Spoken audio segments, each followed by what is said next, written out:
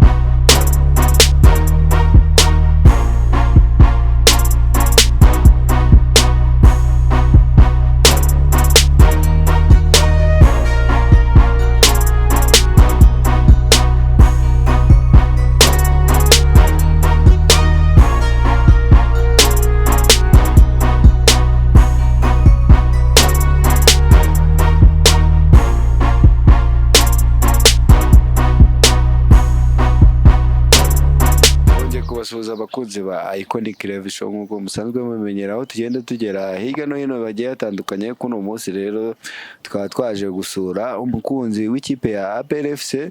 Abenshi bajya banakunze kubabona bisiga amarange, bakaba batazi uburyo bisiga amarange. Nk'uko mugiye kubikurikirana kuri video yacu, tugiye kubagezaho umukunzi wa APRFC agiye gutangira atwibwira n'uburyo yisigamo irange. Bimeze bite bro?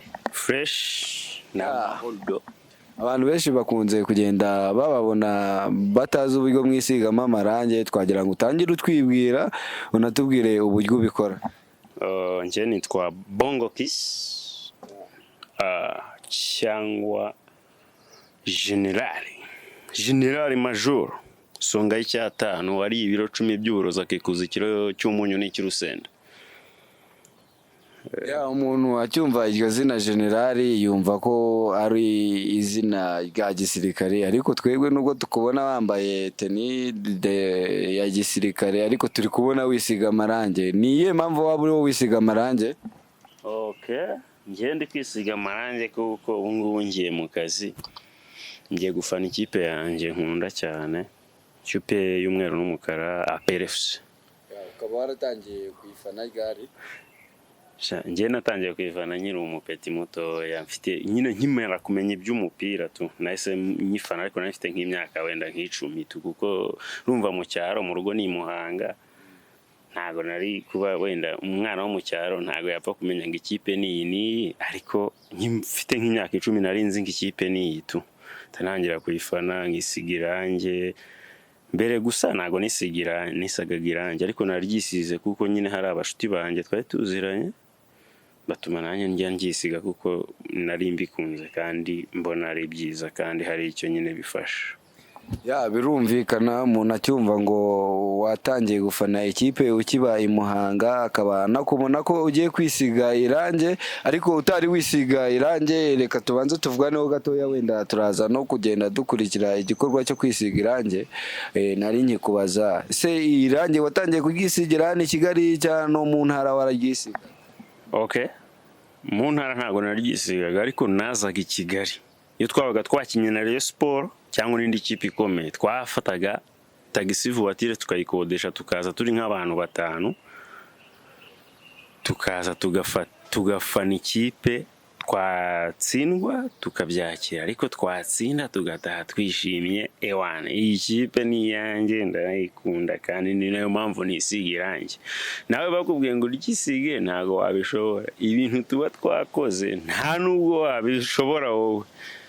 Ndabyumva abantu benshi bagenda bavuga ariko ni ibibazo byinshi bagenda bibaza nanjye mbyibaza se umuntu akubonye wisiga irangi akibaza se iri rangi kugira ngo rikuveho bisaba amafaranga cyangwa naryo ntago ari ikintu umuntu agenda ngo atore mu nzira ku bwawe iri rangi hari uburyo ikipe yabibafasha kubonamo irangi cyane uburyo bwo gukunda ikipe gusa kiroroshye mu buryo bwo kudufasha ikipe iradufasha nabikomeye tu ariko nawe urifasha none se ushaka kumenya ikintu cyangwa ushaka kumenyekana na buri muntu wese umuntu ni ngombwa agufashe cyangwa urabyishakira genda byishakira nubibonye akamfasha naribi ariko ntago navuga ngo nzazigeza ko umuntu aza kumfasha ngiye mbigiramo uruhare no sitabigezemo uruhare urumva byabaho birumvikana ariko ngiye nkuko sanzwe nkunze kukubona cyane kuri match ko ndi umuntu nanjye witabira ama match agiye atandukanye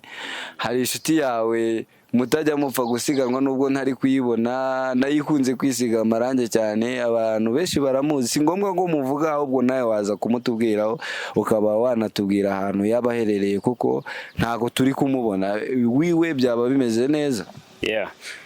Inshuti yanjye ntago ihari ariko ubungubu twe turahari kuko nyine nitwe turi inaha mu Rwanda ni Rujugiro ni inshuti yanjye kandi ni n'umufana mukuru noneho we yanafanye mbere kurenza njyewe wenda nanjye narayifanaga ariko ntago nari namenyana nawe kugira ngo tumenyane nawe byaramenze bro ubwo rero n'ubungubu nyine nubwo adahari araba ari gukurikirana match uko byagenze arabizi nta kibazo ariko twe tugiye kujya kuri stade dukore nyine ibyo tugomba gukora kandi ntago kuba ari inshuti yanjye nyine ni inshuti yanjye ariko ikibazo nyine gihari hari umuntu w'inshuti yacu w'umurundi ufana APR baze kuva i Burundi aza gufana APR mu Rwanda kandi ari ikipe yo mu Rwanda ubwo rero yagize ubukwe uyu munsi kandi ni inshuti yacu ubwo rero turavuga ati hari abantu bagomba kujyayo ubwo rero Rujugiro yagiyeyo ntago ngiye mari ntago ngiye nagiyeyo ariko Rujugiro arahari nta nubwo ari kuri match tujye gukina na GASOGI ariko nta kibazo turabyakira tu gusa GASOGI yo irabibonye iraje bibone ndabyumva neza ariko nk'abantu bose badukurikiye cyangwa bari budukurikirane hano kuri IKONIC LIVE SHOW bari kwibaza se ukuntu Rujugiro ni izina rikomeye cyane hano mu Rwanda ariko abantu bose bumva bongo cyangwa bakubonye hano kuri kamera bari basanzwe bakubona ariko ndateka ko ari izina bongo ritari ryamamara cyane kandi ntago riramamara ariko kuba ritaramamara ntago ari uko ridakora kuko nkubwiye ko nahereye nka za 2010 2017 ngo natangiye kujya nzi Kigali urumva umupete wo mu cyaro ntago yajya kuri stade cyangwa nyine n'amafaranga bayaranabuze no kwiga n'ibiki bisaba ko nyine ubanza nyine ukigira hejuru manye urumva kuba twaramenyanye na Rujugiro tukaba tunakorana none tunafana ikipe ya APR nta kindi kibazo kindi ibyo mukora biba bigaragara ibindi byose afande niwe dushimira. Birumvikana ikipe ya APR dore ko ari ikipe inakomeye hano mu gihugu cyacu yaba ari ukurikira football abayizi n'utayikurikira cyane ariko nkawe ku bwawe wenda tujya tukunze kukubona ndetse n'imikino yo mu ntara waba ukunze kujyana nayo cyangwa ukurikira ya hano muri Kigali gusa ewana umukino wose wabo wo mu ntara nge mba mpari nta kibazo umuntu wese uzaba unshaka azambona ku mukino wose uzaba wabereye mu ntara nta kibazo kabisa. Dukomeje ikiganiro cyacu harimo abantu baba bafana amakipe yo hanze y'igihugu benshi tugenda tuganira bakatubwira tugende tubasurira abafana nkamwe muba mukomeye cyane harimo n'ababa bifuza no kuba bamenyana namwe nk'umuntu agushaka yakubona unshaka wanshaka kuri Instagram yanjye nitwa Bongo Kiss gusa Bongo Kiss niyo wareba ukandeba ukamfollowinga wanyandikira uko byagenda kose wambona naribi n'ahandi wanshaka naribi ndumva kuri Instagram hariho nimero yanjye niho honyine wahita unambona ibindi byose wanabimenya waje kuri stade kureba umupira nta kibazo. Bakunzi ba IKONIC Live Show nkuko tukomeje kudukurikirana aho turiho tugana n'umukunzi w'ikipe ya APRFC ari we bita Bongo, tukaba tugeze mu gikorwa yabagiye kutwereka, dore ko abantu benshi bajya bibaza se abakunzi b'ikipe ya APRFC cyangwa n'ayandi makipe agiye atandukanye uko baba bagenda bisiga irange. Nkuko mubibona ahangaha rero kuri kamera zacu murabona ko ari gutoba irange aho agiye kuryisiga tureba, dore ko abenshi batajya bemera ko ari irange rya nyaryo, ariko ngiye ku bwanjye nkuko ndi kugenda ndi kubona ari irange rya nyaryo, dore ko hano hasi hateretse imbunda dore ko ari imbunda ikomeye cyane yanditseho APRFC akaba handitseho amagambo menshi cyane ateye ubwuzu ngo itsinzi n'umurava. Ese tukaba twagira ngo tubanze tuganire nawe, ibi bikoresho byose ko tubona ari imbunda, ari vuvuzera, ari n'irange, ubitwara uti? Iyi se yo wayibonye? Iyi urayizi? Ndayizi yo ngiyo. Okay. Ngewe kubitwara nta n'ikibazo. Mu minsi iri imbere ahubwo nzongeraho n'ibindi. Ibi ngibi ntago ari byinshi kubitwara ntago. Neze waba uri umusirikare ukananirwa gukora akazi. Ibi ngibi ndabitwara n'ubundi ibi ntago bindemerera nta kibazo. Ahubwo mu minsi iri imbere ndongeraho n'ibindi tu. Hari ibibazo byinshi tugenda twibaza cyane cyane nko kuri bashiki bacu. Urabona bashiki bacu ko nk'umusore mwiza nkawe aba ari nk'ihame ko agomba kuba afite umukunzi. Kubwaye nka Bongo, ku ruhande rwawe ufite umukunzi? Umukunzi ntago ndamubona, ariko nzamubona. Ndakeka abakobwa bahari nyine ari beza naribi, kandi niduhuza nyine ubwo nzamubona kandi nta kibazo kabisa. Nanjye ntago naba umuntu nyine utamukeneye. Ese urabona ntamukeneye? Birumvikana ko umukeneye, ariko harimo abantu benshi baba bakureba wisiza amarange akumva ko no mu buzima busanzwe uri wa muntu uhora nyine wimereye uko nguko. Wamubwira iki? Dushobora no guhura ntunamenye. Hari n'abantu benshi tujya duhura nisize irange kuri stade bakaba banzi, ariko naba ndi mu buzima busanzwe ndi muri quartier ntibamenye ngo ninde. Nyuma nyine akazambona akamenya, ariko nyine mbere ntago aba yaramenye tu. Ikibazo cy'amatsiko, ugiye kwisiga irange. Irange abantu benshi barabizi, urikurisha iki ku mubiri? Yewe iri ngiri ni irange nyine rihita rivaho ku buryo bwacu, ntabiba birenze, n'amazi arikuraho ntabirenze. Birumvikana, ariko benshi bazi ko irange ahantu ryagiye habukurwaho na peteroli. No. Nose peteroli washyira ku mubiri. Peteroli ifite ibyo yagenewe, natwe dufite ibyo dukoresha. Hano hari ibintu byinshi birimo bitandukanye, ariko ntago mwemwe mugomba kubimenya, nitwe tubizi. Uriya wabimenya uryisize. Bakunzi ba IKONIC Live Show, igikorwa kigiye gukurikira rero, umukunzi wa APRFC turi kumwe akaba agiye gutangira yisiga irange nkuko mubibona ahangaha, dore ko ari umuntu uba ufite ibikoresho bigiye bitandukanye nkuko muri kubibona hano kuri kamera, dore ko ari kugenda yisiga amabara y'ikipe ya APRFC nkuko bimenyerewe hano mu Rwanda, dore ko ari ikipe yambara umukara n'umweru. So mugumane natwe aho turi gukurikirana amashusho y'ukuntu agenda yisiga irange, dore ko bamwe batari banamenyereye no kuba banabona ukuntu umuntu agenda yisiga irange. Hano umuntu wansigaga atuye Igisenyi, rero ntago ari kuboneka none, ariko ngomba guhita mbyikorera. Yandi umuntu ushoboye ibintu byose nta kibazo.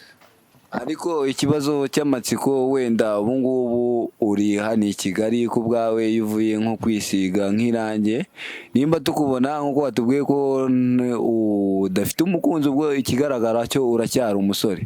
Ku bwawe nk'iyo utashye mu rugo wisize iryo range, iyo ugeze mu rugo nta abantu benshi bajya bakubonamo ngo bavuga ati uriya muntu yarasaze, dore ko abenshi nta nubwo baba banizeye n'ibi ngibi muba mukora? Barabivuga, ariko nta kintu twe bidutwara, kuko ninjye uzi icyo ndi gukora. Nk'ubu ngubu APR iyo imbona nakoze ibi ngibi ibizi impamvu nyine nabikoze. Ubwo rero uwo muntu ntabwo aba azi impamvu, niyo mpamvu avuga gutyo. Uramwihorera nta nubwo ibyo biba bimureba, nta nubwo biba bimureba, kereka umuntu uzi impamvu nyine nabikoze cyangwa umuntu wisiga irangi niwe uzi impamvu tuba twabikoze. Birumvikana, ariko njye hari ikibazo nkunze kubazwa n'abantu cyane cyane, dore ko njye nkunze gukurikirana ibintu bya siporo na showbiz cyane.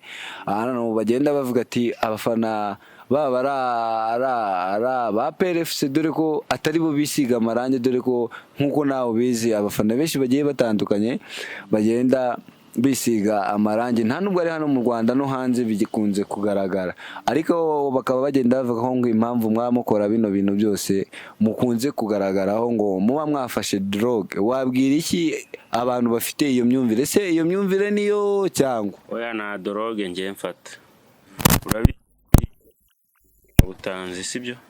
Ntago nge nakubeshya, unzifata waba ubizi kandi ntazo mfata, kandi ni nuko byagenda kose nyine wabimenya. Ndamutse nzifata waba ubizi cyangwa niyo utabimenya, ariko hari icyabikwereka. Nta drogue nafata, ariko ese ubwo drogue umbwiye bafata ni izihe? N'urukundo nyine drogue baba bafata ni izihe? Benshi bakunze kuvuga ko hari drogue zikunze inzoga n'itabi nk'uko nawe usanzwe ubizi, dore ko muri sosiyete ariko abantu benshi bakunze kugenda babifata. Nanga buri muntu wese ufata drogue, sinanabishishikariza buri muntu wese wabyumvisha undi muntu. Nta drogue mfata kandi sinzanazifata. Birumvikana, ariko se ku bwawe nk'uko bigenda bigaragara, harimo abafana tugenda tubona ku masitade agiye atandukanye bagenda bahangana n'inzego z'umutekano, nubwo hano mu Rwanda bidakunze kugenda biboneka, ariko nk'ayo ma accident, ngira ngo nimba ukurikirana ibintu bya football, ejo bundi kuri match yabereye Musanze, ngira ngo wabonye uburyo abafana bagerageje kwataka umusifuzi ba Rayon Sport batari bishimiye. Bariya ni ABARAYON nyine, njye se ndi rwa Rutabura, ariko abafana ba Rayon n'ubundi bikunze ko ari ibintu. Rwa Rutabura yahozamo amagara ari kumbwira ati uri hehe ko ndi kugushaka, ajyaza hano ku gipanga kankomangira ati ngiye mumunyereke, kuko ni inshuti yanjye nta kibazo. Kuba mfana APR n'abafana Rayon nta kibazo, na match ya Rayon yabaye njya kuyireba, ari ikibazo se? Bose ni inshuti zanjye, na ba Marayika ba Feza ni inshuti zanjye, nabari abakobwa nyine b'abafana ni inshuti zanjye, ariko nyine ntago bambwira ibyo ngibyo ngo bambwira ibyo bishakiye, kuko nyine mfite ikipe yanjye bafite yabo.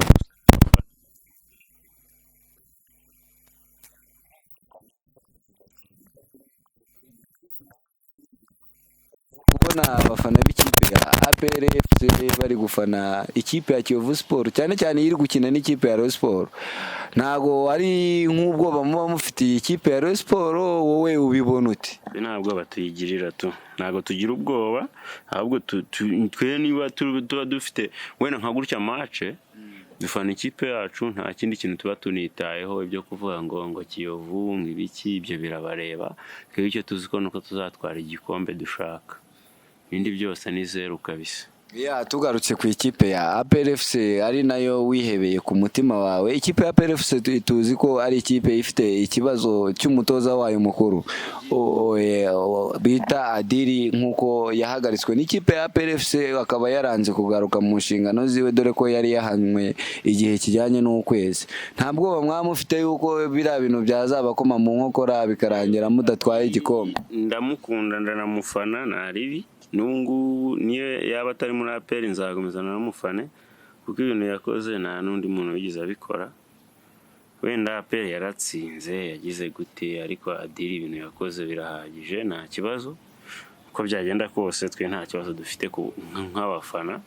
Ikibazo bagize ni uko nyine batumvikana neza, wenda nk'abatoza cyangwa abakinnyi, ariko twe nk'abafana nta kibazo kindi dufite. Ikintu cya mbere nuko dutwara igikombe, naho ibindi byose byo wapi kabisa, ntabyo umutoza ntacyo tumuvugaho kabisa. Birumvikana, n'ubundi nta umufana w'ikipe ya PRFC ukunze kugaruka ku bintu bijyanye n'abatoza, dore ko kuba wajya no mu bintu bijyanye n'abatoza biba ari inshingano zitakureba wowe, ikiba kikureba ni ikipe ya PRFC. Ikipe niba utayifana uzareba iyindi ufana nta ibitu. Ibyo ngibyo birumvikana. Ukurikije ku ikipe ya PRFC mufite ukareba n'ikipe ya Rayon Sport iri imbere, ugakurikizaho ikipe ya Kiyovu Sport, zose ni ikipe zibari imbere, uhera he wizera ko uzatwara igikombe? Njyewe kuba bandi imbere nta kintu bintwaye, imikino iracyahari, ntabwo turacyari muri fazare. Ngo dufite imikino igera muri 30, tuzakina imikino igera muri 30, urumva. Ubu rero nonaha ikipe yose yabiri imbere yanjye imeze nk'iki se, imeze nk'iri sinzi nyine se namenye uko nabivuga, ariko iyo kipe nta kintu yanambeshya, byose ndabizi ko ngiye nzabikora kandi igikombe nkagitwara kabisa. Dukomeje ikiganiro cyacu, hari abantu benshi tugenda tuganira nabo bafana ikipe ya PRFC, bakunze kugenda bagaruka ku kintu kijyanye n'umunyamahanga mu ikipe ya PRFC, ko igihe cyaba kigeze ikipe ya PRFC ikaba yashaka uburyo yakwinjiza umunyamahanga. Ku bwawe ubibona ute? Ku bwanjye ntago nemera abanyamahanga. Gute uvuga ko utemera abanyamahanga? Ijambo afande yavuze niryo nshingiyeho, kuko umunyamahanga n'ubundi ubusigiye babazaniye ko niba APR yarabayeho iriya myaka yose muzi yabayeho, n'ubundi abo banyamahanga bari bahari bakoze iki se? Birumvikana, ariko ku bwawe wavuze ko watangiye gufana ikipe ya PRFC kera ukiba no mu ntara, ariko tuzi abanyamahanga bagiye baca mu ikipe ya PRFC kandi bagiye banitwara neza mu mikino nyafurika. Ntago ntabya binese baritwaye neza muri Afurika, bakaba ubungubu batabivuga cyangwa bitagaragara, ntago rero bishoboka. Ariko ku bwawe urabizi ikipe ya PRFC yirirwa igaragurira abarabu, dore ko ari ikintu mwino minsi cyayinaniye ku mahoro. Ngira ngo nimba wibuka ikipe ya PRFC yaje gutozwa n'umutoza Jean Marie waje kwitaba Imana, ngira ngo batari bahindura ino foroma ya CAF Champions League, ikipe ya PRFC yaje kugarukira aho twakwita nko muri kimwe cya kabiri. Ntago wemera ko ari uruhare rw'abanyamahanga se? Nyine rwaye ruhari, ariko ntago aribo twashingiraho. Nese ngubu izi zose tubona za Kigali turundi turazidiha, turazikubita, turazitsinda buri munsi.